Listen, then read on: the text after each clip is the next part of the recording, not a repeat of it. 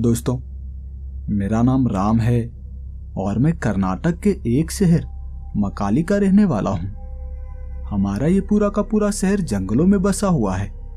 इसी के साथ यहाँ के ऊंचे ऊंचे ये पहाड़ हमारे शहर की खूबसूरती में चार चांद लगा देते हैं।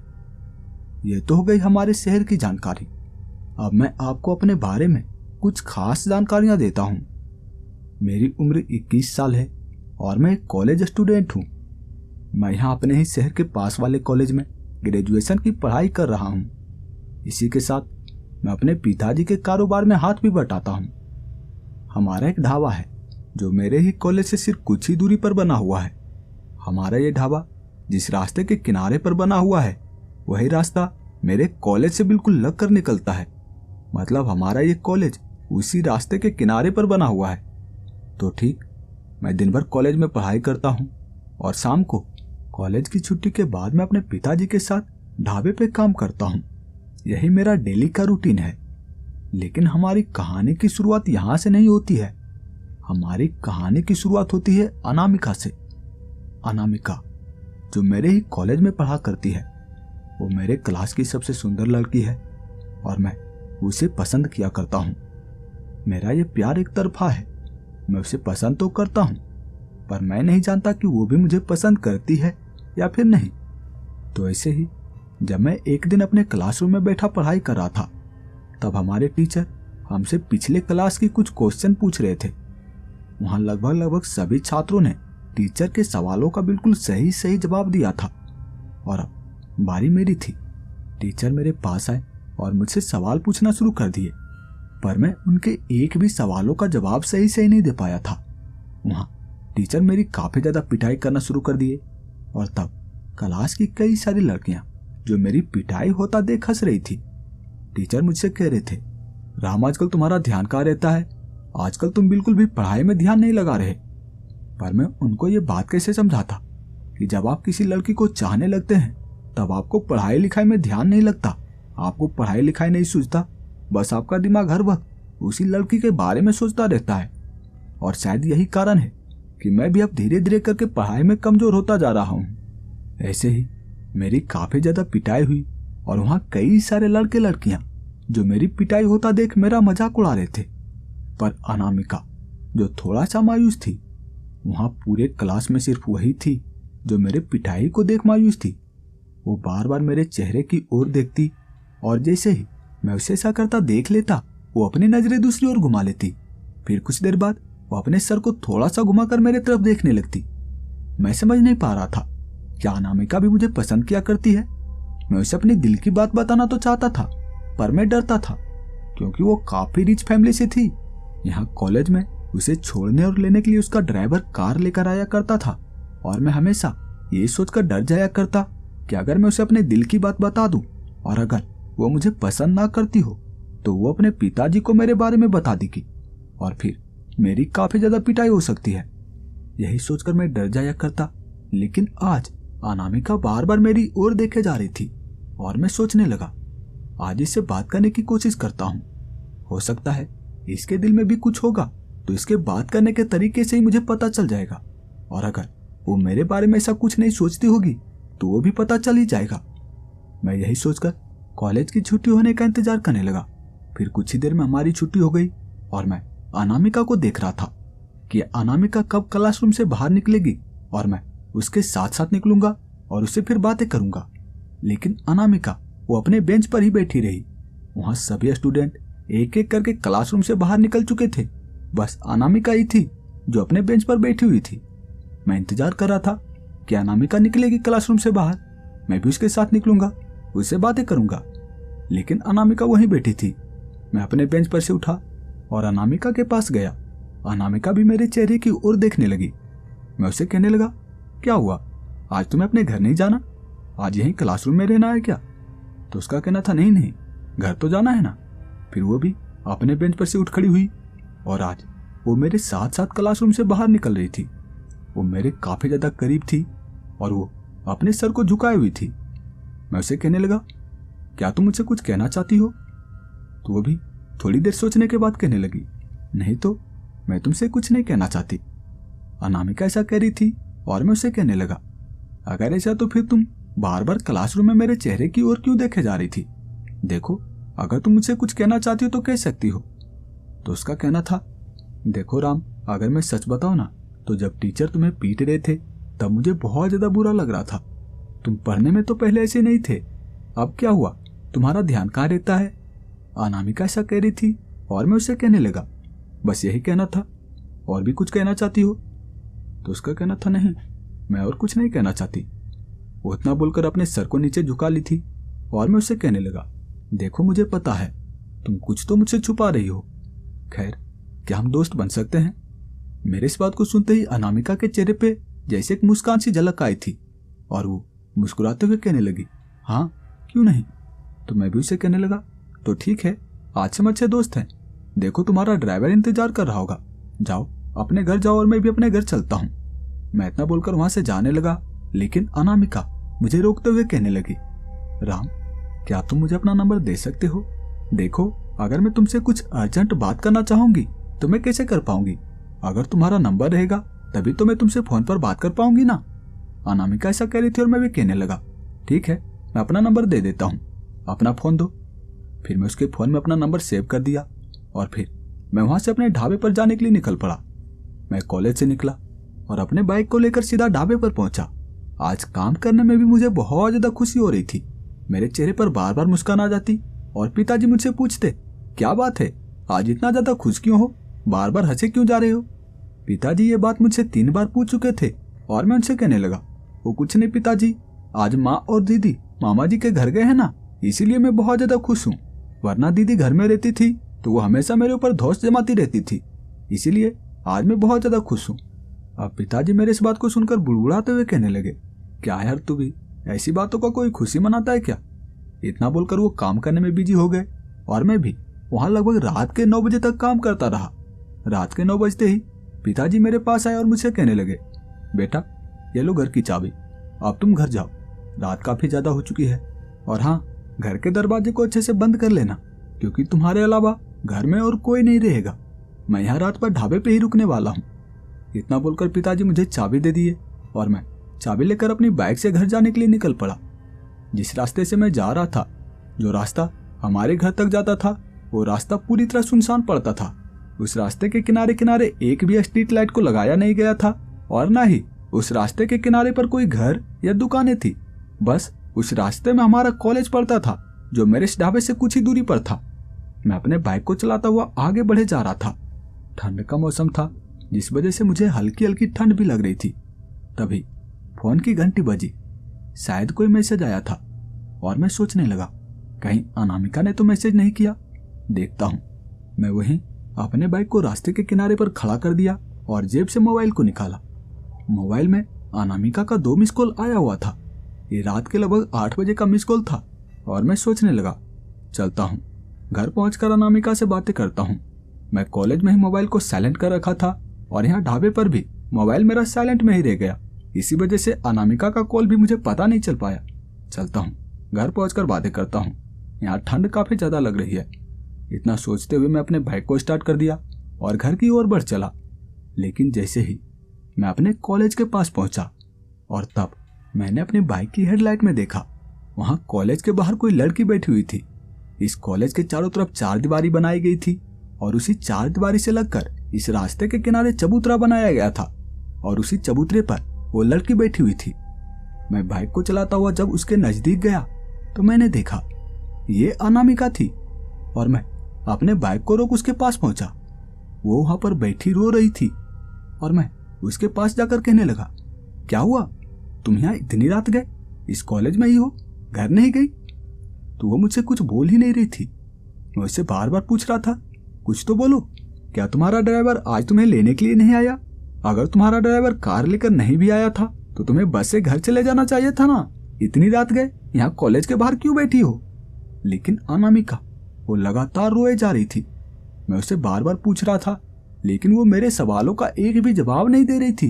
वो लगातार रोए जा रही थी और मेरे बहुत बार पूछने के बाद वो अपने दोनों हाथों से आंसू को पोंछते हुए कहने लगी, तुम्हें क्या है, मैंने तो तुम्हें 2 बार कॉल किया लेकिन तुमने 1 बार भी कॉल नहीं उठाया। अनामिका रोते रोते मुझसे ऐसा कह रही थी और मैं उसे कहने लगा, सॉरी यार, मोबाइल साइलेंट पे था। मैं कॉलेज में ही मोबाइल को साइलेंट कर रखा था और तभी से मोबाइल साइलेंट पे ही था। इसी वजह से मुझे कॉल पता नहीं चला। मैं तुम्हारा कॉल रिसीव नहीं कर पाया, सॉरी। मैं ऐसा अनामिका से कह रहा था, लेकिन अनामिका मेरे इस बात को सुनकर और भी फूट फूट कर रोने लगी। मैं समझ नहीं पा रहा था आखिर इसमें इतनी ज्यादा रोने वाली क्या बात है।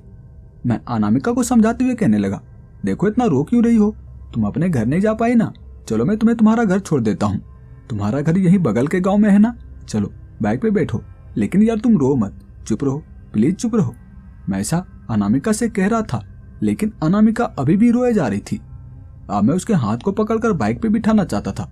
मैं उसके घर छोड़ना चाहता था, लेकिन जैसे ही मैं उसके हाथ को पकड़ने के लिए अपना हाथ आगे किया था, वो अपना हाथ मुझसे दूर कर ली और वो खुद भी थोड़ा सा मुझसे दूर हो गई। और वो मुझसे कहने लगी, देखो तुम मेरे नजदीक मत आओ, तुम मुझे छूने की कोशिश मत करना, तुम मुझसे बातें करो, मैं तुम्हारे हर बात का जवाब दूंगी, लेकिन तुम मुझे छूने की कोशिश मत करना। वो रोते रोते ऐसा बोल रही थी और मैं समझ नहीं पा रहा था। मैं उससे कहने लगा, गुस्सा हो? तो उसका कहना था, नहीं, मैं तुम्हारे ऊपर गुस्सा क्यों रहूंगी। वो अभी लगातार रोए जा रही थी और मैं समझ नहीं पा रहा था कि आखिर इसके रोने का कारण क्या है। मैं उससे कहने लगा, क्या किसी ने तुमसे कुछ कहा है, किसी ने तुम्हें छेड़ा है? मेरे इस बात को सुनकर अनामिका चुप थी। मैं उसे कहने लगा, सच बताओ, किसी ने अगर तुमसे कुछ कहा है तो बताओ, मैं उसकी हड्डियां तोड़ दूंगा, बस तुम उसका नाम बताओ। लेकिन अनामिका मेरे किसी भी बात का जवाब ही नहीं दे रही थी। मैं उससे कहने लगा, क्या हुआ तो फिर, कुछ तो बोलो। तो उसका कहना था, अगर मैं तुम्हें अपना प्रॉब्लम बताऊंगी तो तुम समझ ही नहीं पाओगे। मैं उसे कहने लगा, बताओ तो, मैं सब समझूंगा। तो उसका कहना था, नहीं, मैं तुम्हें खोना नहीं चाहती, अगर मैं तुम्हें अपना परेशानी बताऊंगी तो यकीनन तुम मुझसे दूर हो जाओगे, और मैं तुम्हें खोना नहीं चाहती। मैं तुमसे बहुत ज्यादा प्यार करती हूँ। मैं तुमसे ये बात कह नहीं पा रही थी, लेकिन मैं तुमसे अब ये बात कह रही हूँ। मैं तुमसे बहुत ज्यादा प्यार करती हूँ, लेकिन शायद मैं तुमसे बहुत ही जल्द हमेशा हमेशा के लिए दूर हो जाऊंगी।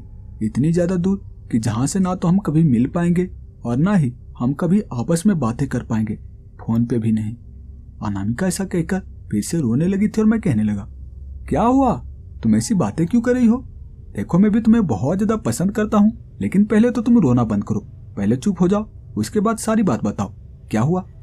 तब अनामिका का कहना था, कुछ भी नहीं, जो कुछ भी हुआ है मैं तुम्हें कभी बाद में बताऊंगी, लेकिन अभी मैं तुम्हारे साथ रहना चाहती हूँ, क्या तुम मुझे अपने घर लेकर चलोगे? अनामिका ऐसा कह रही थी और मैं उसे समझाते हुए कहने लगा, कैसी बातें कर रही हो तुम, तुम्हारे घर वाले तुम्हें ढूंढ रहे होंगे, इतनी ज्यादा देर हो चुकी है, चलो मैं तुम्हें तुम्हारे घर छोड़ देता हूँ, आओ बाइक पे बैठो। फिर अनामिका भी थोड़ी देर सोचने के बाद उठ खड़ी हुई और वो मेरे साथ आकर बाइक पे बैठ गई। मैं भी बाइक को चलाता हुआ उसके गांव की ओर बढ़ चला, लेकिन मैं एक चीज नोटिस कर रहा था कि अनामिका मुझसे दूर ही बैठी थी। वो बाइक पे मेरे साथ ही बैठी थी, लेकिन मुझसे दूर थी। वो मेरे शरीर से थोड़ा भी टच नहीं हो रही थी और मैं समझ नहीं पा रहा था, अनामिका मुझसे प्यार भी करती है और मुझसे दूर रहना चाहती है, लेकिन क्यों? फिर ऐसे ही हम कुछ ही देर में उसके गांव पहुंच गए और मैं उसे उसके घर तक छोड़ दिया। फिर मैं अपने बाइक को चलाता हुआ अपने घर लौटा। घर में तो कोई था नहीं। मैं घर के दरवाजे को अच्छे से बंद कर अपने कमरे में जाकर बेड पे लेट गया। मुझे अनामिका की याद आ रही थी।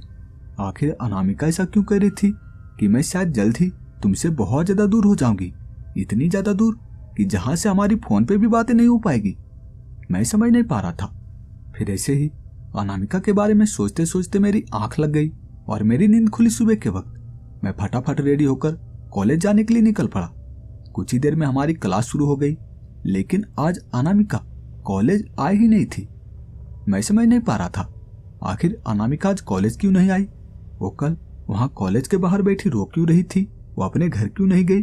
वो बस से भी तो अपने घर जा सकती थी ना। मेरे दिमाग में बहुत तरह के सवाल उठ रहे थे, लेकिन मैं अनामिका का इंतजार कर रहा था। हो सकता उसे आने में देर हो गई हो, कुछ देर में अनामिका कॉलेज आए, लेकिन अनामिका आज कॉलेज आई ही नहीं थी। फिर ऐसे ही हमारे कॉलेज की छुट्टी हो गई और मैं शाम के वक्त अपने ढाबे पे काम करने के लिए चला गया। मैं वहां रात के लगभग 9 बजे तक काम किया और फिर अपने बाइक को लेकर घर की ओर निकल पड़ा। मैं आज फिर रास्ते में आते वक्त कॉलेज के पास देख रहा था, हो सकता है यहाँ पे अनामिका आज फिर से बैठी हो, लेकिन आज वहां पे भी अनामिका नहीं थी। मैं भी सोचने लगा, मैं भी कैसा पागल हूँ, यहाँ पे रोज रोज अनामिका कॉलेज के बाहर क्या करेगी? फिर मैं अपने बाइक को चलाता हुआ आगे बढ़ गया और मैं सीधा अपने घर पहुंचा। घर पहुंचकर मैं अनामिका को कॉल लगाने की कोशिश करने लगा। मैं उसे कॉल पर बातें करता हूँ, पूछता हूँ कि आखिर वो आज कॉलेज क्यों नहीं आई। मैं उसे कॉल लगाने की कोशिश कर रहा था, लेकिन उसका कॉल नॉट रीचेबल आ रहा था। मैं वहां लगभग 5 या 6 बार कॉल लगाने की कोशिश किया, लेकिन उसका कॉल एक बार भी नहीं लगा। अब मैं अपने बेड पर जाकर लेट गया और सोने की कोशिश करने लगा, लेकिन मुझे नींद आ ही नहीं रही थी। मेरा दिमाग बार बार अनामिका के बारे में ही सोचने लगता। अब मैं अपने बेड पर से उठा और मैं अपने घर के बालकनी पे खड़ा होकर फिर से फोन लगाने की कोशिश करने लगा। फिर से मैं अनामिका को कॉल लगा रहा था, लेकिन अभी भी उसका फोन नॉट रीचेबल आ रहा था। तभी मेरी नजर पड़ी वहां मेरे घर के मेन दरवाजे पे। वहां दरवाजे के पास अनामिका खड़ी थी और वो मेरी ओर देखते हुए कुछ इशारा किए जा रही थी। मैं उसे देखते ही भागता हुआ नीचे गया और मैं जाकर दरवाजे को खोला। वहां अनामिका खड़ी थी और मैं उसके हाथ को पकड़कर अपने घर के अंदर लाना चाहता था, क्योंकि अगर यहाँ सोसाइटी वाले ने देख लिया तो मेरे घर वालों को बता देंगे और तब मेरी पिटाई हो सकती है।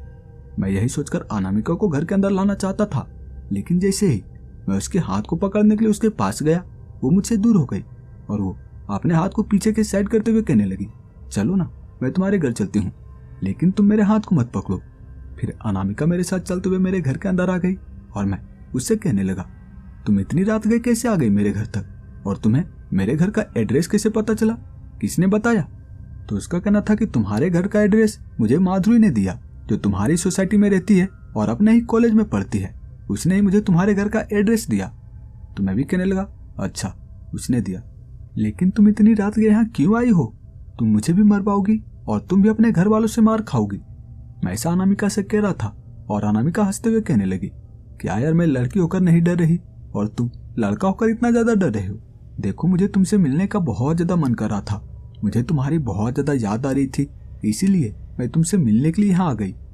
वो ऐसा कह रही थी और मैं उसे कहने लगा, वो सब तो ठीक है, लेकिन तुम ये बताओ कि आज तुम कॉलेज क्यों नहीं आई थी और तुम्हारा कॉल भी नहीं लग रहा था? तब अनामिका का कहना था कि आज से मैं कुछ दिनों तक कॉलेज नहीं आ पाऊंगी, क्योंकि मुझे कुछ काम है, घर में मुझे कुछ काम है, इसी वजह से मैं कुछ दिनों तक कॉलेज नहीं आ पाऊंगी। अनामिका ऐसा कह रही थी और मैं उसे कहने लगा, लेकिन कॉल का क्या, तुम्हारा कॉल नहीं लग रहा था? तब अनामिका का कहना था, मेरे फोन टूट गए हैं, इसी वजह से कॉल नहीं लग रहा होगा, लेकिन मैं हर रात इसी समय पे तुमसे मिलने के लिए तुम्हारे घर आया करूंगी। अनामिका ऐसा कह रही थी और मैं उसे समझाते हुए कहने लगा, यार तुम मरवाओगी, मेरे घर में आज कोई नहीं है, इसी वजह से तुम मेरे घर आ गई, चलो कोई दिक्कत वाली बात नहीं है, लेकिन कल मेरी बहन और मेरी माँ घर आ जाएगी और अगर उन्होंने हमें से बात करते हुए देख लिया या फिर हम घर में पकड़े गए तो वो लोग कुछ गलत समझ लेंगे। तब अनामिका का कहना था, ऐसा कुछ नहीं होगा, क्योंकि वो लोग मुझे देख ही नहीं पाएंगे। अनामिका ऐसा कह रही थी और मैं उसे कहने लगा, क्या मतलब नहीं देख पाएंगे? तुम्हारा इतना बड़ा शरीर है और तुम कह रही हो कि देख ही नहीं पाएंगे? तो उसका कहना था, तुम मेरा यकीन मानो राम, वो मुझे नहीं देख पाएंगे। तब मैं भी हंसते हुए कहने लगा, लेकिन कैसे, वो तुम्हें क्यों नहीं देख पाएंगे? तो उसका कहना था, तुम मेरे पास आओ और मुझे छू कर देखो, क्या तुम मुझे छू पाते हो? मैं भी चलता हुआ उसके पास गया और जैसे ही मैं उसे छूने के लिए अपना हाथ आगे बढ़ाया था कि मेरा हाथ उसके शरीर से आर पार हो गया। अनामिका का शरीर तो मुझे दिखाई पड़ रहा था, लेकिन मैं उसे छू ही नहीं पा रहा था। मेरा हाथ उसके शरीर से आर पार हो जा रहा था और मैं ये देखकर थोड़ा सा डर गया। मैं अपने 2 कदम पीछे हटा लिया और मैं अनामिका से डरते डरते कहने लगा, कौन हो तुम? तुम अनामिका नहीं हो सकती और ना ही कोई इंसान, क्योंकि किसी भी इंसान के शरीर से इसे हाथ आर पार नहीं हो सकता। कौन हो तुम, सच सच बताओ। तब अनामिका का कहना था, देखो मैं अनामिका ही हूँ, लेकिन मैं अनामिका की आत्मा हूँ। तुम्हें पता है कि मैं कल रात के वक्त कॉलेज के बाहर बैठी क्यों रो रही थी? अनामिका ऐसा कह रही थी और मैं उसे कहने लगा, क्यों रो रही थी? देखो तुम्हारे साथ जो भी हुआ है, तुम शुरू से मुझे पूरी घटना बताओ। तब अनामिका का कहना था, तुम जब कल कॉलेज खत्म होने के बाद अपने घर जाने के लिए कॉलेज से निकल पड़े थे, तब मैं भी वहां कॉलेज के बाहर खड़ी ड्राइवर का इंतजार कर रही थी कि ड्राइवर कार लेकर आएगा, लेकिन आधे घंटे बीत जाने के बाद भी जब ड्राइवर नहीं आया तब मैं पिताजी को कॉल लगा दी। पिताजी से पूछने लगी कि पिताजी आज ड्राइवर क्यों नहीं आया अभी तक? तब पिताजी का कहना था, बेटा कुछ देर तक और रुक कर देख लो, हो सकता है वो रास्ते में ही होगा, उसे कुछ काम पड़ गया होगा जिस कारण आज उसे पहुंचने में थोड़ी देर हो गई होगी, मैं उसे कॉल करके पूछ लेता हूँ। इतना बोलकर पिताजी कॉल कट कर दिए और मैं भी वहीं कॉलेज के बाहर खड़ी लगभग आधे घंटे तक इंतजार करती रही। तब पिताजी का कॉल फिर से आया। वो मुझसे कहने लगे, बेटा आज ड्राइवर नहीं जा पाएगा क्योंकि उसका तबीयत खराब है और मैं भी थोड़ा काम में बिजी हूँ। तुम एक काम करो, आज बस से ही घर आ जाओ, आज बस से घर आ जाओ, देखो तुम्हें कोई बस मिल ही जाएगा। पिताजी इतना बोलकर कॉल कट कर दिए और मैं वहां खड़ा बस का इंतजार करती रही। फिर वहां लगभग शाम के 5:30 बजे मुझे एक बस मिल ही गई और मैं उस बस में बैठकर अपने घर जाने के लिए निकल पड़ी। उस बस में सिर्फ 5 पैसेंजर थे, उसमें 4 लड़के थे और एक मैं थी और वो ड्राइवर जो कि बस को चला रहा था। बस अभी कुछ ही दूर आगे बढ़ी ही थी कि तभी बस का एक टायर पंक्चर हो गया। वहां बस का ड्राइवर टायर को चेंज करने लगा, लेकिन वहां बस में वो जो 4 लड़के थे वो मेरी ओर बुरी नजर से देख रहे थे।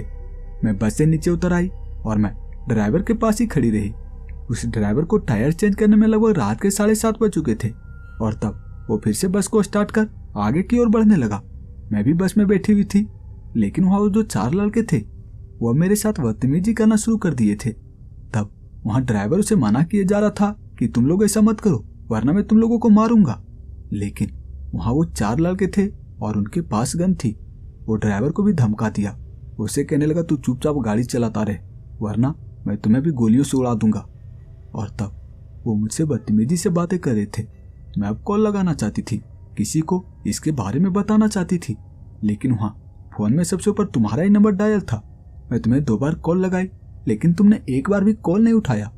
उसके बाद मैं अपने पिताजी को कॉल लगाई और उन्हें इसके बारे में सारी घटना बताया, लेकिन वहां वो लड़के फोन पर मुझे किसी से बातें करता देख, किसी को इस घटना के बारे में बताता देख बहुत ज्यादा गुस्सा हो गया था और वो अब मुझे नुकसान पहुंचाना चाहता था। वो मेरे पास आया और बहुत ज्यादा बदतमीजी करना शुरू कर दिया।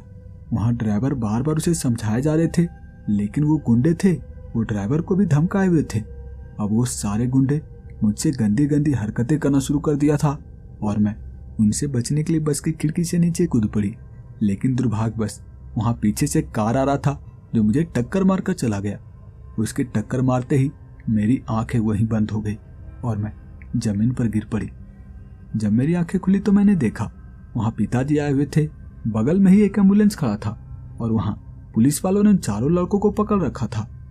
और तब मैंने देखा कि मेरे बॉडी को उठाकर एम्बुलेंस में रखा जा रहा है। ये देखकर मैं हैरान हो गई, मैं तो यहाँ हूँ, फिर वो बॉडी किसकी है? देखने में तो बिल्कुल मेरे जैसा दिख रही है। मैं बहुत ज्यादा घबरा गई थी और मैं सोचने लगी कहीं मैं मर तो नहीं गई, कहीं मेरी आत्मा मेरे शरीर से अलग तो नहीं हो गई। और तब वहां मेरे पिताजी कह रहे थे, देखिए जल्दी कीजिए, मेरी बेटी को कुछ नहीं होना चाहिए, इसकी सांसें अभी चल रही है, यह भी बच सकती है, जल्दी से सिटी हॉस्पिटल लेकर चलिए। वहां मेरे पिताजी सा कह रहे थे और तब मैं समझ पाई थी मैं अभी मरी नहीं हूं, बस मेरी आत्मा मेरे शरीर से बाहर है। मेरे शरीर का इलाज होते ही मेरी आत्मा फिर से मेरे शरीर में प्रवेश कर जाएगा। मैं पिताजी से बातें करने की कोशिश कर रहा था, लेकिन वहां कोई भी मुझे देख ही नहीं पा रहा था। मैं बहुत देर तक पिताजी से बातें करने की कोशिश करती रही, लेकिन मुझे कोई भी नहीं देख पाया। फिर वहां एम्बुलेंस वाले मेरे शरीर को लेकर हॉस्पिटल की ओर बढ़ चले और मैं वहीं खड़ी रही। मेरी आंखों से लगातार आंसू निकले जा रहे थे और मैं सोचने लगी अब मैं कहाँ जाऊं, मैं हॉस्पिटल जाऊं या फिर मैं अपने घर जाऊं या फिर मैं तुमसे मिलने जाऊं। मुझे तुम्हारी बहुत ज़्यादा याद आ रही थी क्योंकि मैं तुमसे बहुत ज़्यादा प्यार किया करती थी। मैं उस दिन ही तो तुमसे थोड़ा सा बात कर पाई थी और उसी दिन मेरे साथ ये हादसा हो गया। मेरी आंखों से लगातार आंसू निकले जा रहे थे और मैं सोचने लगी चलती हूँ, कॉलेज के पास चलती हूँ। मुझे पता था कि तुम ढाबे पर काम करते हो, तुम रात के वक्त उधर से लौटोगे और हो सकता है कि मैं तुम्हें दिखूं, हो सकता है तुम मुझे देख पाओ। यही सोच के मैं कॉलेज के पास बैठी रो रही थी और मुझे ये नहीं पता था, मैं ये कंफर्म नहीं जानती थी कि तुम मुझे देख ही पाओगे या नहीं देख पाओगे। मैं वहीं बैठी रही और तब तुम आए और तुम मुझे देख पा रहे थे। उसके बाद आगे का घटना तो तुम्हें पता ही है कि तुम मुझे मेरे घर तक छोड़ने गए, लेकिन जब तुम मुझे मेरे घर के पास छोड़कर अपने घर वापस लौट आए थे तब मैं अपने घर नहीं जाना चाहती थी क्योंकि मुझे नींद नहीं आ रही थी, मैं सोना नहीं चाहती थी।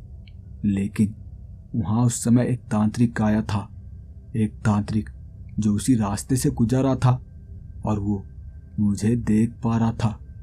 वो तांत्रिक मेरी और बुरी नज़र से देखता रहा और कुछ देर के बाद वो मुझसे कहने लगा, ए चुड़ैल, तू कौन है? तू तो बहुत ही ज्यादा सुंदर आत्मा है। क्या तुम मेरे साथ रहना चाहोगी? देखो, अगर तुम अपनी मर्जी से मेरे साथ रहना चाहोगी तो मैं तुम्हें अपना गुलाम नहीं बनाऊंगा। अगर तुम मेरे साथ नहीं रहना चाहोगी तो मैं तुम्हें अपना गुलाम बनाऊंगा। मैं अभी कभी तुम्हें कैद कर लूंगा। वो तांत्रिक मुझसे ऐसा कह रहा था और मैं उससे कहने लगी, देखिए मैं अभी मरी नहीं हूँ, मैं अभी जिंदा हूँ, बस मेरी आत्मा मेरे शरीर से अलग हुआ है। मैं ऐसा उस तांत्रिक से कह रही थी और वो तांत्रिक हंसते हुए कहने लगा, अच्छा बहाना बनाती हो। अब चुड़ैले, आत्मा भी मुझसे बचने के लिए बहाना बनाने लगी है। देखो, तुम मुझे बेवकूफ नहीं बना सकती। तुम किसी और तांत्रिक को बेवकूफ बनाना। मैं अभी कभी तुम्हें अपना गुलाम बनाऊंगा और तुम्हें अपने साथ रखूंगा। वो तांत्रिक ऐसा कह रहा था और तब मैं भागते हुए अपने घर के अंदर चली गई। मैं दरवाजे से आर पार होकर अपने घर के अंदर गई थी और वो तांत्रिक चिल्लाता हुआ आवाजें लगा रहा था, ऐ चुड़ैल, आजा, बाहर आजा, वरना अगर तुम अभी घर से बाहर नहीं आई और बाद में मुझे पकड़ी गई तो मैं तुम्हें बहुत बुरी सजा दूंगा। वो तांत्रिक ऐसा कह रहा था और मैं अपने कमरे में जाकर बेड पर लेट गई थी। मेरे घर में कोई नहीं था, सभी कमरे में ताला लगा हुआ था, लेकिन मैं आत्मा थी। मैं दरवाजे से आर पार हो सकती थी।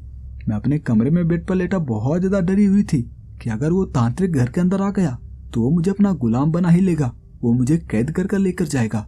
लेकिन वो तांत्रिक नहीं आया था और फिर ऐसे ही डरते डरते मैंने वो पूरी रात निकाली और सुबह होते ही मैं अपने मम्मी पापा को ढूंढने लगी, लेकिन घर में कोई नहीं था। शायद वो हॉस्पिटल गए होंगे मुझे देखने के लिए। मैं वहीं अपने घर में ही रुकी रही और कुछ देर बाद मेरी माँ घर आई थी और फिर कुछ ही देर में वो कहीं जाने लगी। इस बार मैं उसके पीछे पीछे हो लिया और तब वो सिटी हॉस्पिटल पहुंची थी। मैं भी उसके पीछे पीछे सिटी हॉस्पिटल पहुंची और तब मैंने देखा वहां मेरे शरीर का इलाज किया जा रहा है। मेरे मम्मी पापा बहुत ज्यादा परेशान थे और मैं उनसे बात करने की कोशिश कर रही थी, लेकिन कोई भी मुझे देख नहीं पा रहे थे। मैं बहुत ज्यादा परेशान हो गई और मैं शाम के वक्त तुमसे मिलने के लिए तुम्हारे पास आ गई और अभी तुम्हारे पास ही हूँ। अनामिका मुझसे ऐसा कह रही थी और मैं बहुत ज्यादा हैरान था कि सच में मेरे सामने कोई आत्मा ही खड़ी है, लेकिन मैं उसे छूकर देखा था, मैं उसे छू नहीं पा रहा था। मुझे भी पूरी तरह से विश्वास हो चुका था कि सच में मेरे सामने जो खड़ी है वो आत्मा ही है, अनामिका की आत्मा है। मैं उसे गले लगाना चाहता था। मेरे आंखों में आंसू आ गए थे क्योंकि मैं उसे प्यार किया करता था और उसकी मौत होने वाली है। मैं उसे गले लगाकर रोना चाहता था। मैं जैसे ही उसे छूने के लिए उसके पास गया, लेकिन मैं उसे छू नहीं पाया, मैं उसे गले नहीं लगा पाया। अनामिका भी कहने लगी, देखो, मैं भी तुम्हें गले लगाना चाहती हूँ, तुमसे बहुत सारी बातें करना चाहती हूँ, लेकिन शायद मेरे पास अब बहुत कम दिन बचे हैं। हो सकता है मेरा शरीर ठीक हो जाए और मैं फिर से बच पाऊँ, लेकिन वो तांत्रिक, वो भी मेरे पीछे पड़ा हुआ है। हो सकता है वो मेरी आत्मा को कैद कर ले और मैं हमेशा हमेशा के लिए तुमसे दूर हो जाऊंगी। वो तांत्रिक अगर मुझे एक बार कैद कर लिया तो वो मुझे कभी आज़ाद नहीं करेगा और बाद में मेरा शरीर ठीक होने के बाद भी मैं जिंदा नहीं हो पाऊंगी। मेरी आत्मा मेरे शरीर में नहीं समा पाएगा। अनामिका ऐसा कह रही थी और मैं उसे कहने लगा, ऐसा कुछ नहीं होगा। कौन है वो तांत्रिक? बताओ, वो तांत्रिक कहाँ रहता है? मैं उसके मुंह तोड़ दूंगा। कहाँ रहता है बताओ। तब अनामिका का कहना था, वो यहीं अपने ही पास के शमशान में रहता है। वो जो पहाड़ी से लगकर शमशान है, वो तांत्रिक वहीं पे रहता है और वो मुझे अपना बंदी बनाना चाहता है। अनामिका ऐसा कह रही थी और मैं उससे कहने लगा, तो ठीक है, फिर मैं कल जाता हूँ उस तांत्रिक से मिलने और उसे मना करूंगा तुम्हें बंदी बनाने से। अगर वो मेरी बात नहीं मानेगा तो मैं उसे अपनी भाषा में समझाऊंगा। मैं ऐसा अनामिका से कह रहा था और अनामिका कहने लगी, देखो, वो तांत्रिक तुम्हें अपनी बातों के जाल में फंसाने की कोशिश करेगा। वो कहेगा तुमसे कि मैं एक चुड़ैल हूँ और मैं तुम्हें नुकसान पहुंचा सकती हूँ, लेकिन तुम उसके बातों के जाल में मत आना। तुम तो जानते हो ना कि मैं तुमसे कितना ज्यादा प्यार करती हूँ। अनामिका ऐसा कह रही थी और मैं भी उससे कहने लगा, हाँ यार, मैं भी तुम्हें बहुत ज्यादा पसंद करता हूँ, लेकिन तुम कितने दिनों में ठीक हो जाओगी? तुम्हारी आत्मा फिर से तुम्हारे शरीर में कितने दिन बाद समा जाएगी? तब अनामिका का कहना था, लगभग 10 से 15 दिन बाद। मैं 10 से 15 दिनों में बिल्कुल ठीक हो जाऊंगी। अनामिका ऐसा कह रही थी और मैं कहने लगा, तो अब बताओ, अब तुम्हें कहाँ जाना है? तुम अभी मेरे साथ ही यहीं मेरे कमरे में रुकोगी या फिर तुम्हें अपने घर जाना है? तुम तो एक आत्मा हो, तुम तो कहीं भी जा सकती हो। तब अनामिका का कहना था, नहीं, मैं अभी कमरे से बाहर नहीं जाना चाहती। हो सकता है वो तांत्रिक मुझे फिर से पकड़ने की कोशिश करे। अनामिका ऐसा कह रही थी और मैं भी कहने लगा, तो ठीक है, फिर यहीं मेरे कमरे में रुक जाओ। तुम तो एक आत्मा हो, मैं सोता हूँ। अगर तुम्हें नींद आ रही हो तो तुम भी मेरे साथ बेड पर सो सकती हो। तब अनामिका का कहना था, नहीं, मुझे नींद नहीं आ रही। आत्मा को नींद नहीं आती और न ही भूख प्यास लगती है। मैं यहीं तुम्हारे साथ बेड पर बैठी रहती हूँ, तुम सो जाओ। फिर मैं सो गया और मेरी नींद खुली सुबह के वक्त। लेकिन आज जब मैं जगा था, जब मैं अपने बेड पर से नीचे उतरा था, तब मुझे थोड़ा थोड़ा कमजोरी महसूस हो रहा था। मुझे चक्कर आ रहे थे और मैं अनामिका से कहने लगा, यार आज मुझे थोड़ा थोड़ा चक्कर महसूस हो रहा है। तब अनामिका का कहना था, वो तुम पिछली रात देर रात तक जगे रहे थे ना, शायद इसी कारण। चलो अब कॉलेज नहीं चलना। अनामिका ऐसा कह रही थी और मैं उससे कहने लगा, क्या तुम भी मेरे साथ कॉलेज चलोगी? तब अनामिका का कहना था, हाँ मैं भी तुम्हारे साथ चलती हूँ। तब मैं अनामिका से कहने लगा, नहीं, आज मैं कॉलेज नहीं जा रहा। मैं आज उस तांत्रिक से मिलने जा रहा हूँ जो तुम्हें पकड़ना चाहता है ना, जो तुम्हें अपना बंदी बनाना चाहता है। मैं उससे मिलने जा रहा हूँ, उसे सबक सिखाने जा रहा हूँ। तब अनामिका कहने लगी, देखो वो तांत्रिक बहुत ही चालाक है, मैं तुमसे पहले ही कह चुकी हूँ ना। वो तुम्हें अपने बातों के जाल में फंसाने की कोशिश करेगा। वो तुमसे झूठ बोलेगा कि मैं एक चुड़ैल हूँ, मेरी मौत पहले ही हो चुकी है और मैं तुम्हें नुकसान पहुंचा सकती हूँ। वो तरह तरह के बातें बनाएगा, लेकिन तुम उसकी बातों के जाल में मत फंसना। वो तुम्हें बहकाकर मुझे बंदी बना लेगा। अनामिका ऐसा कह रही थी और मैं उसे कहने लगा, ऐसा कुछ नहीं होगा, मैं उसके बातों के जाल में नहीं फंसने वाला। मैं तुम्हें अच्छे से जानता हूँ और मैं उस तांत्रिक को सबक सिखा कर ही आऊँगा।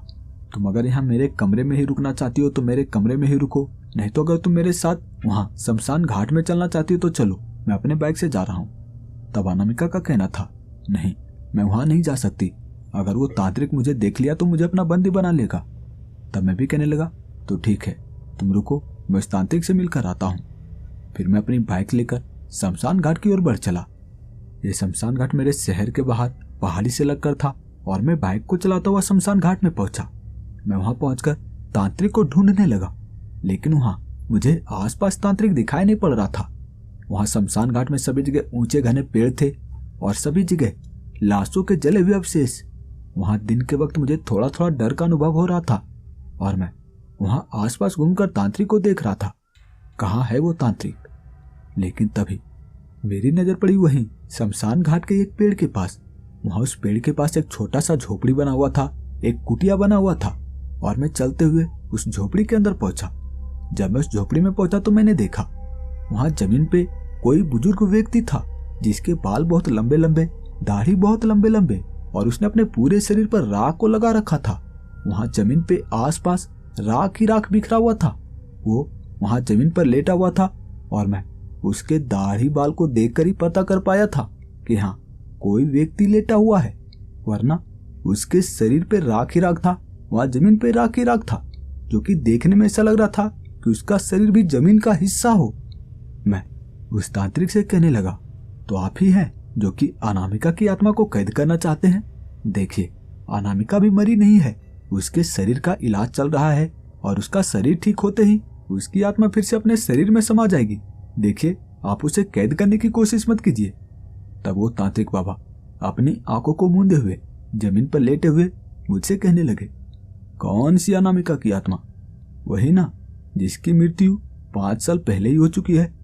देखो, वो मेरा बंदी थी, वो बहुत ही ज्यादा बुरी आत्मा है और तुम उसे बचाना चाहते हो।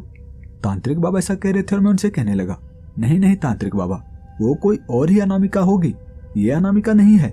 आप जिसके बारे में कह रहे हैं वो कोई और ही अनामिका की आत्मा होगी। ये अनामिका जो मुझसे प्यार करती है और मैं भी उसे बहुत ज्यादा प्यार करता हूँ। जब वो ठीक हो जाएगी, जब उसका शरीर पूरी तरह से ठीक हो जाएगा और जब अनामिका की आत्मा अपने शरीर में समा जाएगी, तब हम दोनों आपस में शादी कर लेंगे। मैं ऐसा तांत्रिक बाबा से कह रहा था और तब तांत्रिक बाबा हंसते हुए कहने लगे, अच्छा, तो उस चुड़ैल ने तुम्हें भी अपने प्यार के जाल में फंसा ही लिया। न जाने कितने नौजवान लड़कों को वो अब तक अपने प्यार के जाल में फंसाकर उसे मार चुकी है, उसे अपना साथी बना चुकी है और अब तुम्हारी बारी है। देखो, तुम कितने दिनों से जानते हो अनामिका को? जिसके बारे में तुम बात कर रहे हो, तुम उसे कितने दिनों से जानते हो? तांत्रिक बाबा मुझसे ऐसा कह रहे थे और मैं उनसे कहने लगा, वही लगभग 2 महीनों से। वो लगभग 2 महीने पहले ही हमारे कॉलेज में नया नया एडमिशन करवाकर हमारे कॉलेज में पढ़ने के लिए आया करती है। तब तांत्रिक बाबा कहने लगे, देखो, वो कोई इंसान नहीं है, वो एक बुरी आत्मा है जो कभी मेरा कैदी हुआ करती थी। मैं उसे एक बार धोखे से कैद कर लिया था, लेकिन एक दिन वो भी मुझे धोखा देकर मेरे कैद से आजाद हो गई और वो फिर से मौत का तांडव करना शुरू कर दी। उसका शिकार होता है नौजवान लड़के। वो नौजवान लड़कों को अपने प्यार के जाल में फंसाती है और उसे अपनी सारी सच्चाई बताती है कि मैं एक आत्मा हूँ, और वो 10 दिनों तक उस लड़के के साथ ही रहती है। इस 10 दिनों में अनामिका की आत्मा उस लड़के के पैर में एक एक कर एक खास तरह के कील को लगाती है और फिर उस लड़के का शरीर धीरे धीरे करके कमजोर होता चला जाता है और फिर 10वें दिन ही उस लड़के की मौत हो जाती है। और तब अनामिका की आत्मा उस लड़के के आत्मा को अपना साथी बनाती है। तांत्रिक बाबा ऐसा कह रहे थे और मैं उनसे कहने लगा था, नहीं नहीं तांत्रिक बाबा, ऐसा कुछ नहीं हो सकता। अनामिका तो बहुत ही मासूम है, मैं उसे 2 महीने से जानता हूँ। मैं ऐसा उस तांत्रिक बाबा से कह रहा था और तांत्रिक बाबा कहने लगे, तो तुम एक बात बताओ, तुम्हारे तो कॉलेज में दोस्त होंगे ना, लड़के या फिर लड़कियां, क्या वो कभी अनामिका के बारे में कुछ बात किया करते हैं या फिर कभी तुमसे ही अनामिका के बारे में कुछ कहे हैं? तांत्रिक बाबा ऐसा कह रहे थे और मैं भी उन्हें कहने लगा था, नहीं, मेरा तो कोई भी दोस्त मेरे सामने अनामिका का नाम तक नहीं लिया है। तब तांत्रिक बाबा का कहना था, भला लेंगे भी कैसे? वो अनामिका उन्हें दिखाई देगी तब ना। अनामिका सिर्फ तुम्हें दिखाई देती है और तुम ही हो उसके अगले शिकार। तांत्रिक बाबा ऐसा कह रहे थे और मुझे अनामिका की बात याद आने लगी थी। अनामिका का कहना था कि वो तांत्रिक तुम्हें अपने बातों के जाल में फंसाने की कोशिश करेगा। वो तरह तरह की बातें बनाएगा और फिर तुम्हारे जरिए मुझ तक पहुंचेगा। वो मुझ तक पहुंचकर मुझे कैद कर ले जाएगा। अनामिका की बातें मुझे याद आ रही थी और तभी तांत्रिक बाबा मुझसे कहने लगे, देखो अभी अनामिका की आत्मा तुम्हारे साथ ही है ना, चलो मैं तुम्हारे साथ चलता हूँ और फिर से मैं अनामिका की आत्मा को कैद कर लेता हूँ, जिससे तुम्हारी जान बच जाएगी। तांत्रिक बाबा ऐसा कह रहे थे और मैं उनसे कहने लगा, नहीं तांत्रिक बाबा, मुझे आपकी बातों पर यकीन नहीं है। आप यकीनन आप मुझे अपने बातों के जाल में फंसाकर अनामिका की आत्मा को कैद कर ले जाएंगे और मेरी अनामिका जिससे मैं प्यार किया करता हूँ वो हमेशा के लिए मुझसे दूर हो जाएगी। तब तांत्रिक बाबा का कहना था, मतलब तुम्हें अभी भी यकीन नहीं हो रहा? जरा तुम अपने पैर के तलवे को चेक करना, देखो तुम्हारे पैर के तलवे पे कुछ है क्या? तांत्रिक बाबा ऐसा कह रहे थे और मैं थोड़ी देर वहीं तांत्रिक बाबा के सामने ही चुपचाप खड़ा रहा। तब तांत्रिक बाबा फिर से कहने लगे, जरा चेक तो करो, अपने तलवे को एक बार चेक तो करो, दूध का दूध और पानी का पानी अभी ही हो जाएगा। तांत्रिक बाबा ऐसा कह रहे थे और मैं भी सोचने लगा, सही है, मैं एक बार चेक करके देख ही लेता हूँ, क्योंकि जब मैं आज सुबह उठा था तब मुझे बहुत ज्यादा थकान और कमजोरी महसूस हो रही थी। हो ना हो अनामिका कोई आत्मा ही हो, बुरी आत्मा हो जो मुझे मारना चाहती हो। चेक करने में क्या जाता है, एक बार देख ही लेता हूँ। यही सोचकर मैं जमीन पर बैठ गया और मैं अपने पैर के तलवे में देखने लगा। तभी वहां मेरे पैर के तलवे में कोई टीका था। ये काले रंग का टीका था जो कि चमक रहा था। और तब तांत्रिक बाबा भी उस टीके की ओर इशारा करते हुए कहने लगे, देखो ये कोई काला टीका नहीं है, बल्कि ये उस कील का दाग है जो तुम्हारे पैर पर बन चुका है। वो ऐसे ही एक एक करके तुम्हारे पैरों में उस कील को लगाते जाएगी। 10 दिनों तक कील को लगाएगी और फिर तुम्हें अपने साथ लेकर जाएगी। तांत्रिक बाबा ऐसा कह रहे थे और अब मुझे भी उनके बातों पर यकीन होने लगा था। मैं थोड़ा सा घबरा गया था और मैं तांत्रिक बाबा से कहने लगा, अगर ऐसी बात है तो आप कैसे भी करके अनामिका के आत्मा को कैद कर लीजिए, आप उसे मुझसे दूर कीजिए। अगर वो मेरे साथ रही तो मुझे मार डालेगी। मैं ऐसा तांत्रिक बाबा से कह रहा था और तांत्रिक बाबा भी कहने लगे, तो फिर ठीक है, मैं अभी के अभी तुम्हारे साथ चलता हूँ और मैं अभी ही उस बुरी आत्मा को कैद कर लेता हूँ। तांत्रिक बाबा इतना बोलकर जमीन पर से उठ खड़े हुए और वो मेरे साथ साथ शमशान घाट से बाहर निकलने लगे। लेकिन मुझे अभी भी इस तांत्रिक बाबा के बातों पर यकीन नहीं हो रहा था, क्योंकि अनामिका का कहना था कि वो तुम्हें अपने बातों के जाल में फंसाने की कोशिश करेंगे, लेकिन तुम उसके बातों के जाल में मत आना। मैं तांत्रिक बाबा से कहने लगा, देखिए तांत्रिक बाबा, मुझे अभी भी आपके बातों पर पूरा यकीन नहीं है। आप 2-3 दिन बाद मेरे घर आ सकते हैं, ये रहा मेरे घर का एड्रेस, आप 3 दिन बाद मेरे घर आइएगा। मैं ऐसा तांत्रिक बाबा से कह रहा था और तांत्रिक बाबा भी हंसते हुए कहने लगे, अच्छा तुम्हें अभी भी मेरे बातों पर यकीन नहीं हो रहा, अंत काले विपरीत बुद्धि। ठीक है, 3 दिन बाद बुला रहे हो, 3 दिन बाद ही मैं तुम्हारे घर आऊंगा, जाओ अभी तुम जाओ। इतना बोलकर वो फिर से अपने कुटिया में चले गए और मैं अपने बाइक को लेकर अपने घर आ गया। अनामिका वहीं मेरे कमरे में बेड पर लेटी हुई थी और वो मुझे देखते ही बहुत ज्यादा खुश हो गई। वो कहने लगी, तुमने समझा दिया ना, उस तांत्रिक को समझा दिया, अब वो मुझे कैद तो नहीं करेगा। वो ऐसा कह रही थी और मुझे उससे थोड़ा थोड़ा डर लग रहा था। मैं उससे दूर ही खड़ा था और मैं उससे कहने लगा, देखो तुम एक बात बताओ, तुम उस तांत्रिक को कैसे जानती हो? कि वो तांत्रिक उस शमशान में रहता है? तब अनामिका का कहना था, मैं उसे पहले से ही जानती हूँ, वो कभी कभार मेरे गांव में घूमने के लिए आया करता था। इसी कारण मेरे माँ पिताजी उस तांत्रिक के बारे में बात किया करते थे और मुझे उस तांत्रिक के बारे में पता है। अनामिका ऐसा कर रही थी और मैं अपने मन में सोच रहा था, बहाने बना रही हो, बचने के लिए बहाने बना रही हो। कोई बात नहीं, 3 दिन बाद वो तांत्रिक आएगा और तुम्हें कैद कर ले जाएगा। मैं ऐसा अपने मन में सोच रहा था और अनामिका कहने लगी, क्या हुआ, तुम बात बात पर सोचने क्यों लगते हो? तब मैं उसे कहने लगा, अरे कुछ नहीं, वो तांत्रिक बहुत तरह की बातें बना रहा था, लेकिन मैं उसके बातों के जाल में नहीं फंसा। तब अनामिका भी कहने लगी थी, मैंने तो तुमसे पहले ही कहा था कि वो तांत्रिक तरह तरह की बातें बनाएगा मुझे पकड़ने के लिए, लेकिन तुम्हें उसके बातों के जाल में नहीं फंसना है। फिर इसी तरह हम बातें करते रहे और वो पूरा दिन निकला। फिर रात में भी अनामिका मेरे साथ ही रही, लेकिन आज मुझे नींद ही नहीं आ रही थी, क्योंकि मुझे डर था कि अगर मैं सोऊंगा तो अनामिका मेरे पैर में उस कील को लगाएगी और 10 दिन बाद मेरी मौत हो जाएगी। यही सोचकर मैं डरते डरते पूरी रात जगा ही रहा और अनामिका मुझसे कह रही थी, क्या हुआ, आज तुम्हें नींद नहीं आ रही? आज तो तुम जगे ही हो। लेकिन मैं अनामिका से कह रहा था, नहीं, आज मुझे नींद नहीं आ रही। बताओ, तुम अपने बारे में बताओ, तुम बचपन में कैसे रहा करती थी, बचपना तुम्हारा कैसे बीता है? फिर अनामिका भी मुझसे बातें करने लगी और उसकी बातें बहुत ही प्यारी सी थी। मन करता कि मैं हमेशा उसकी बातों को सुनता ही रहूं, लेकिन मैं जानता था कि ये कोई इंसान नहीं है, बल्कि ये एक बुरी आत्मा है जो मुझे मारना चाहती है, मुझे अपने साथ लेकर जाना चाहती है। फिर इसी तरह से बातें करते वो पूरी रात निकला, लेकिन सुबह के वक्त मेरा सर भारी भारी सा लग रहा था। आज अनामिका ने मेरे पैर में कील को नहीं लगाया था, इसके बावजूद भी मेरा सर भारी भारी सा लग रहा था और मेरा शरीर थोड़ा कमजोर लग रहा था। फिर ऐसे ही वो 2 दिन बीते और तीसरे दिन वो तांत्रिक मेरे घर आया था। उसे देखते ही अनामिका मेरे पीछे छिपने लगी थी और वो तांत्रिक आते ही अपने लोटे से जल को निकाल मेरे कमरे में इधर उधर छींटने लगा था और कह रहा था, इसे मैं छींट दूंगा ना तो अनामिका की आत्मा, वो चुड़ैल यहाँ से नहीं भाग पाएगी, वो इसी कमरे में रहेगी और उसे मैं आसानी से पकड़ लूंगा। वो तांत्रिक बाबा ऐसा कह रहे थे और अनामिका डरते हुए मेरे पीछे छिपी हुई थी। मेरा मन नहीं कर रहा था कि मैं इस तांत्रिक को अनामिका को पकड़ने दूं, अनामिका की आत्मा को कैद करने दूं, क्योंकि अनामिका मेरे ऊपर बहुत ज्यादा भरोसा किया करती थी। वो भरोसा करके ही तो मेरे पीछे छिपी हुई थी और मैं उसे पकड़वाने वाला था, उस तांत्रिक के हवाले करने वाला था, क्योंकि मैं जानता था अनामिका एक बुरी आत्मा है और वो मुझे मारना चाहती है। वहीं उसी कमरे में तांत्रिक बाबा जमीन पर बैठ गए और कुछ लकड़ियों को अपने थैली से निकाल उसमें आग जलाकर कुछ तंत्र मंत्र की साधना करने लगे। तब अनामिका मेरे पीछे छुपी मुझसे कह रही थी, भगाओ इस तांत्रिक को यहाँ से, भगाओ, नहीं तो ये मुझे कैद कर लेगा, कहीं तुम इसके बातों के जाल में तो नहीं फंस गए। अनामिका ऐसा कह रही थी और मैं उससे थोड़ा सा दूर हो गया था। अनामिका मेरे चेहरे की ओर देखे जा रही थी और उसके आंखों में आंसू आ गए थे। वो मुझसे रोते रोते कहने लगी, तुम शायद भरोसे के लायक नहीं, मैं तुम पर भरोसा करके शायद बहुत बड़ी गलती कर दी। अनामिका ऐसा कह रही थी और मैं उससे कहने लगा, मुझे पता है कि तुम एक बुरी चुड़ैल हो और तुम मुझे मारना चाहती हो।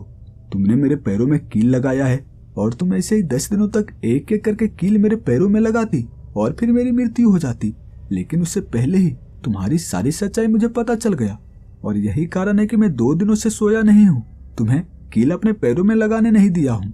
मैं ऐसा अनामिका से कह रहा था और अनामिका मेरे चेहरे की ओर देख हैरान थी। वो कह रही थी, कैसा कील, कौन सी कील की बात कर रहे हो तुम? मैं तुम्हें कोई कील नहीं लगाया, तुम मेरा यकीन मानो। वो ऐसा कह रही थी, मैं उसे कह रहा था, अगर ऐसी बात है तो मेरा सर कैसे चकराता है, मुझे कमजोरी कैसे महसूस होती है? तो उसका कहना था, मुझे क्या पता, लेकिन तुम मेरा यकीन करो, मैं तुम्हें कोई भी कील नहीं लगाया। वो इतना बोलकर रोए जा रही थी और वो तांत्रिक बाबा लगातार मंत्रों को पढ़े जा रहे थे। फिर देखते ही देखते अनामिका की आत्मा उस तांत्रिक बाबा की ओर खींचना शुरू हो गई थी और तब उस तांत्रिक बाबा ने अपने थैले से एक सफेद रंग के बोतल को निकाला और अनामिका की आत्मा उस बोतल के अंदर समा गई थी, उस बोतल के अंदर चली गई थी और वो तांत्रिक बाबा उस बोतल के ढक्कन को अच्छी तरह से बंद कर दिए थे। और फिर वो जमीन पर से उठकर कहने लगे, चलो तुम्हारी तो जान बच गई, मैं इस बुरी आत्मा को कैद कर चुका हूँ और अब ये बुरी आत्मा तुम्हें कुछ भी नुकसान नहीं पहुंचा सकती। वो तांत्रिक बाबा ऐसा कह रहे थे और मैं अपने मन में सोचने लगा, क्या पता मैं अनामिका की आत्मा को पकड़वा कर अच्छा किया भी या नहीं। क्या पता अनामिका का कहना बिल्कुल सच हो सकता है। मैं ऐसा अपने मन में सोच ही रहा था कि तभी तांत्रिक बाबा मुझसे कहने लगे, देखो ज्यादा सोचने की जरूरत नहीं है, ये सचमुच में एक बुरी आत्मा थी और मैं उसे कैद कर चुका हूँ। तांत्रिक बाबा ऐसा कह रहे थे और मैं हैरान था, इन्हें मेरी मन की बात कैसे पता चल गई। तब वो फिर से कहने लगे, देखो मैं इंसानों का मन पढ़ सकता हूँ, मैं तुम्हारा दिमाग पढ़ सकता हूँ, यही कारण है कि मैं तुम्हारे मन की बात भी जान सकता हूँ। वो इतना बोलकर वहां से बाहर जाने लगे और मैं अब भी असमंजस में था कि मैं अनामिका की आत्मा को कैद करवाकर सही किया भी या नहीं, क्या वो सचमुच में बुरी आत्मा थी भी या नहीं।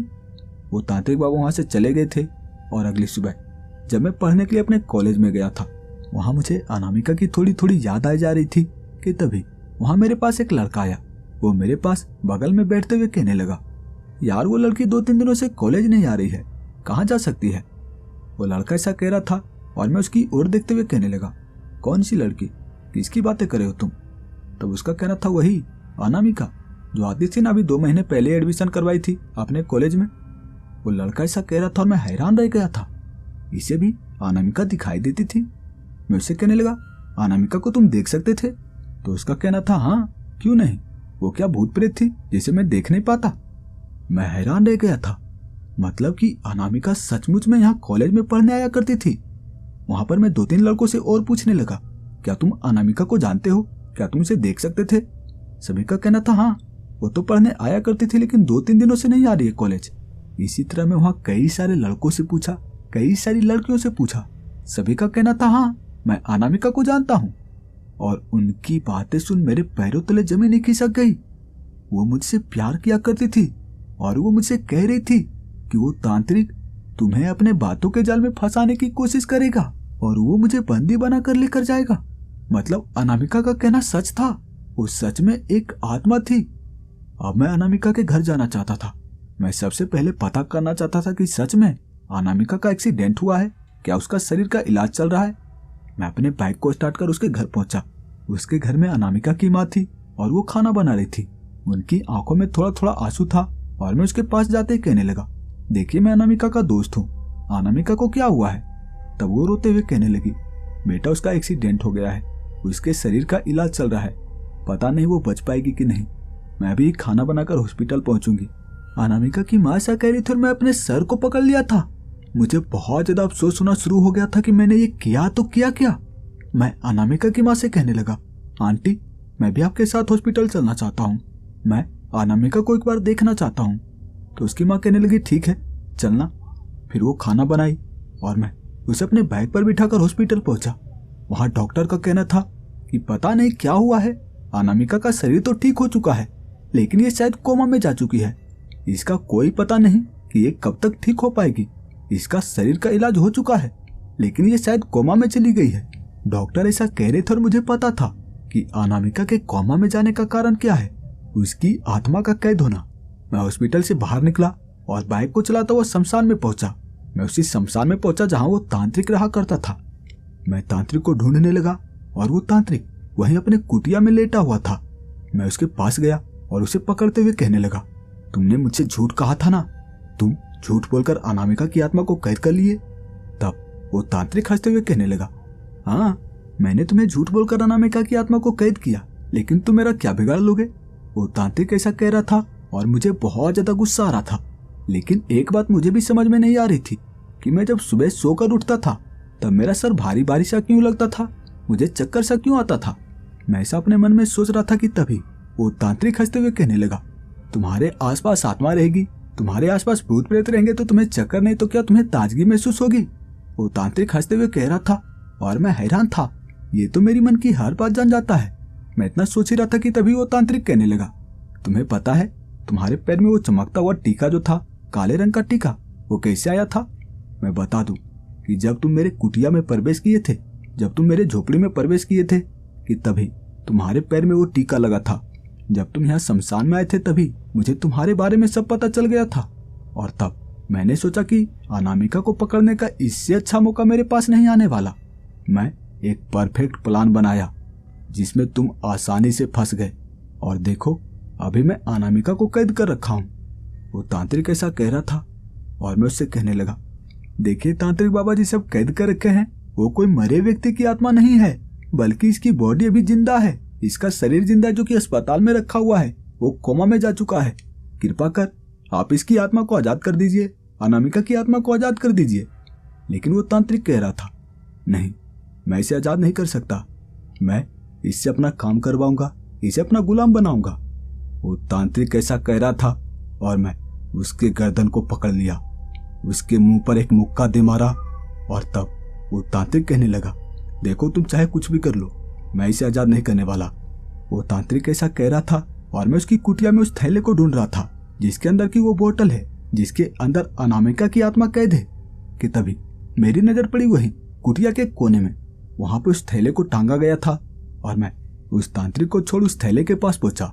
उस थैले से उस बोतल को निकाल उसे तोड़ने ही वाला था कि तभी वो तांत्रिक मेरे पास आया और वो मुझे अपने सम्मोहन में करने लगा। वो मेरी आंखों में आंखें डालकर देख रहा था और एक पल के लिए जैसे मैं उसके सम्मोहन में चला गया था कि तभी मैं अपनी आंखें उसके आंखों से हटाया और फिर से उस तांत्रिक के मुंह पर एक मुक्का दे मारा। वो तांत्रिक मुझसे दूर जाकर गिरा था और मैं उस बोतल के ढक्कन को खोल दिया। उस बोतल के ढक्कन के खुलते ही उससे सफेद रंग का धुआं निकलना शुरू हो गया था और मैं अब समझ चुका था कि अब अनामिका की आत्मा आजाद हो चुकी है कि तभी वो तांत्रिक मेरे ऊपर चिल्लाते हुए कहने लगा, अरे ना समझ, तुम्हें पता है कि तूने ये क्या किया? तुम्हें पता है कि मैंने इसे पकड़ने के लिए, अनामिका की आत्मा को पकड़ने के लिए कितने पैतरे आजमाए? वो तांत्रिक बाबा ऐसा कह रहे थे और मैं उनसे कहने लगा, देखिए तांत्रिक बाबा, जिसे आपने पकड़ा था वो एक जिंदा इंसान की आत्मा थी। ऐसा करने से आपकी सिद्धियां भी नष्ट हो सकती है। अगर आपको पकड़ना ही है तो किसी मृत व्यक्ति की, बुरे व्यक्ति की आत्मा को पकड़िए ना। अब मेरे इस बात को सुनकर वो तांत्रिक भी बुड़बुड़ाते हुए उठ खड़ा हुआ और वो मुझसे कहने लगा, जा यार, तू भी अब भगा ही दिया है तो जा, बहुत मुश्किल से पकड़ा था मैं। इतना बोलते हुए उधर शमशान की ओर बढ़ चला और मैं भी अपनी बाइक को लेकर हॉस्पिटल पहुंचा। वहां अनामिका को होश आ चुका था और जब मैं उसके पास पहुंचा तो उसकी आंखों में आंसू आ गए थे। वो मेरी ओर लगातार देखे जा रही थी और मैं भी उसकी ओर देखते हुए कहने लगा, मुझे माफ कर देना, मुझसे बहुत बड़ी गलती हो गई थी। तब अनामिका भी मेरी ओर देखे जा रही थी और वो बोलने की कोशिश कर रही थी। मैं उसे कहने लगा, चुप रहो, देखो तुम बहुत जल्दी ठीक हो जाओगी, उसके बाद हम बातें करेंगे। उनके मम्मी पापा भी बहुत ज्यादा खुश थे और फिर कुछ ही दिनों में अनामिका पूरी तरह से ठीक हो गई। फिर से वो कॉलेज पढ़ने आना शुरू कर दी और अब हम अच्छी अच्छी बातें करते हैं। अनामिका के घर वाले को भी हमारे बारे में पता चल गया है और हमारे घर वाले भी जान चुके हैं कि मैं और अनामिका हम दोनों प्यार किया करते हैं। हमारे घर वाले हमारी शादी के बारे में बात कर रहे हैं। हो सकता है कि हमारी शादी हो जाए और हो सकता है हम जीवन भर साथ ही रहें।